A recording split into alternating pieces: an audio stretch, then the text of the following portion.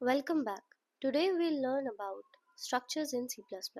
Structures allow us to group different types of data under one name, making programs more organized. They are especially useful when modeling real-world objects like students, books, or employees.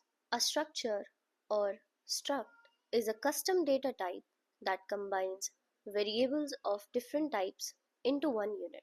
For example, let's say we have a box named as student, which is a structure here. Inside the structure, we have age, name, and marks. Here, we defined a structure called student with three members, name, age, and marks.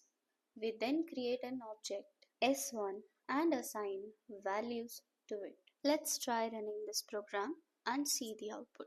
We got name Madhav, age 20 and marks 92.5. We can also initialize structures directly when we declare them. For example, let's create a new object, student S2, and then write inside the curly braces the name, let's suppose John, comma, the age, and then the marks. Now let's print this to the screen.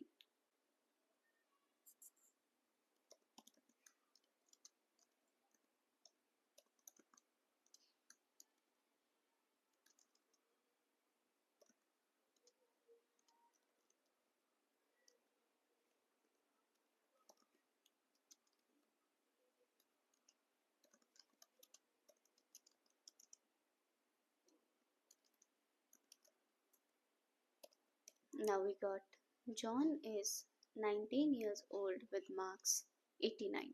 Structures can also be stored in arrays, making it easier to manage multiple records like a list of students. Let's create one.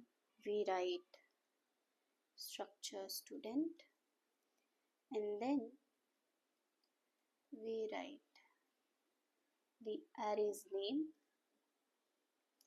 equal to curly braces, and then inside the curly braces we write the values. With the for loop we accessed the values Alice 34 and Bob 234. We can also pass structures to functions just like variables. This helps when we want to process or display structured data. Here we have a structure student with members name, age and marks. The void print student function helps in displaying the name of the student, his or her age and marks. And this is how we call the function. Structures make code easier to manage when dealing with real-world entities. Later, when we learn classes, you'll see that structures are actually the foundation of object-oriented programming.